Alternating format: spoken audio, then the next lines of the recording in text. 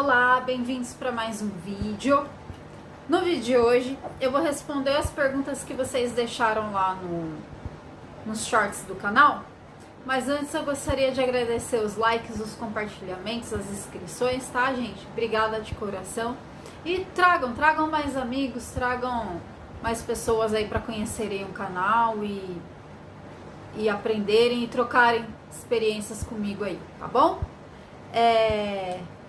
Vamos lá então. A primeira pergunta, que não é uma pergunta, só deixou um abraço, é do @Jailson Rocha da Silva.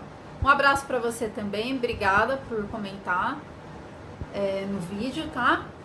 E vamos lá, a segunda é do @Kengione. Ele pergunta para mim como está sendo a evolução do tratamento. A evolução está sendo boa.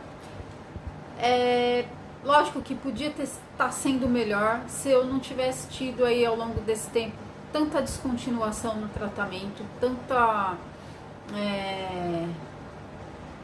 tantos altos e baixos no tratamento, porque assim, às vezes quando eu consegui uma psicóloga que dava certo, passava um tempo, ela descredenciava do convênio, aí até conseguir outro, aí quando conseguia, tava indo bem, daqui a pouco acontecia alguma coisa que tinha que trocar de psicólogo, ou porque eu não me dava com ele, ou porque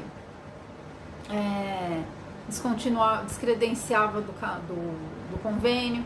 Porque assim, psicólogos tem que. Geralmente não é o primeiro que vai bater com você, que vai ter aquela conexão boa com você. Então, às vezes é o terceiro, às vezes é o. Não sei. Você pode passar por vários até que acha um que dá certo, né? Aí se não fosse isso, era para o meu tratamento estar bem mais evoluído.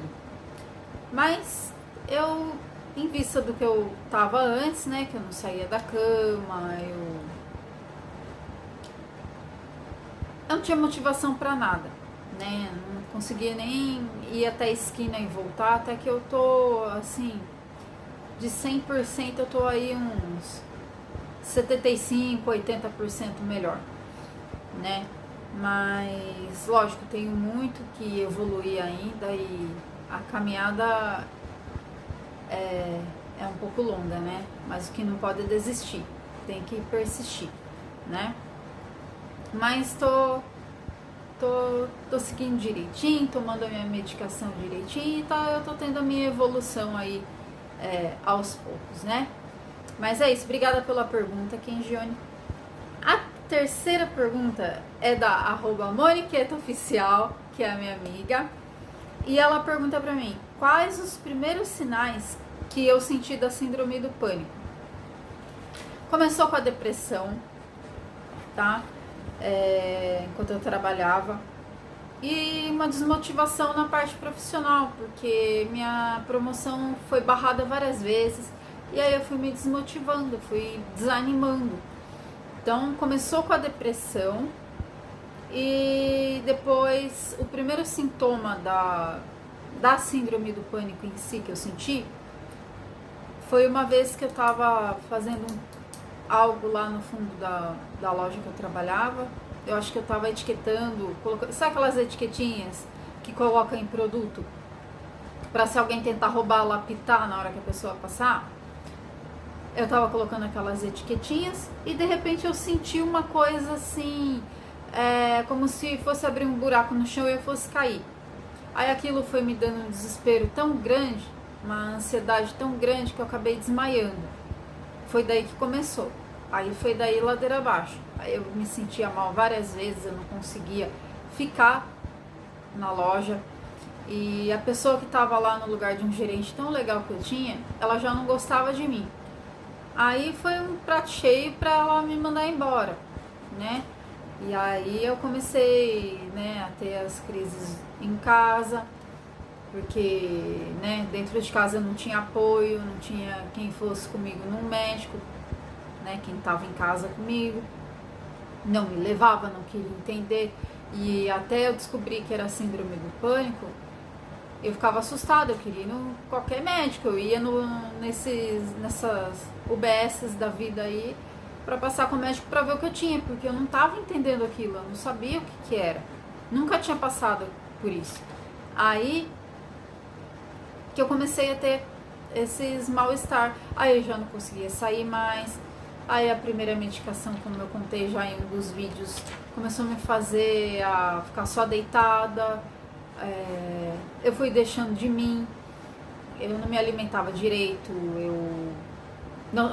Teve dias que eu fiquei, acho que quase uma semana sem tomar banho, porque eu não tinha motivação para isso. Eu não tinha... Eu tava no fundo do poço, né? Agora hoje eu tô bem melhor, graças a Deus, e seguindo direitinho as orientações do médico, tomando medicação certinho. E assim, quando a gente sente esse mal-estar, igual a primeira vez, eu não sabia o que era. Depois, quando eu aprendi o que era, eu começava a me sentir impotente, eu achava que eu não ia conseguir melhorar. E eu demorei a perceber que eu podia sim evoluir, que eu podia sim. Mas hoje em dia, graças a Deus, estou bem melhor. Os sintomas são um pouco parecidos ainda, mas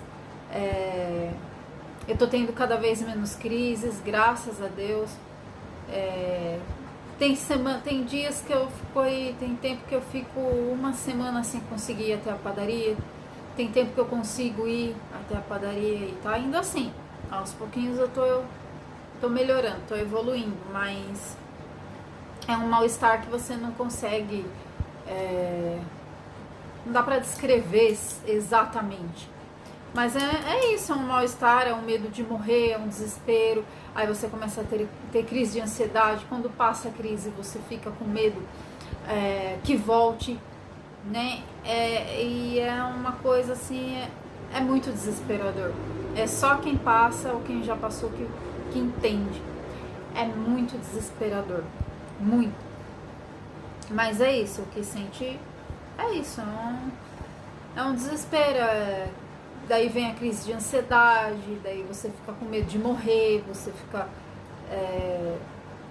Eu mesmo, quando eu tenho uma crise muito forte, às vezes eu não me dou conta, eu tô consciente, mas eu não me dou conta direito do que eu tô fazendo. Às vezes eu grito, pedindo socorro, e aí quando a crise passa, a garganta fica toda ardendo, porque eu gritei demais, eu forcei demais. Porque o desespero é tão grande que você quer fazer algo que tire aquilo de você. É muito difícil, é muito complicado. Mas foi isso. Primeiro os sintomas começaram com a depressão. Aí depois que vieram as crises de ansiedade e a crise de pânico, né? E é isso. Respondendo a pergunta da Moniqueta, é isso. A próxima é parecida com a da Moniqueta. É da Marlien Camille.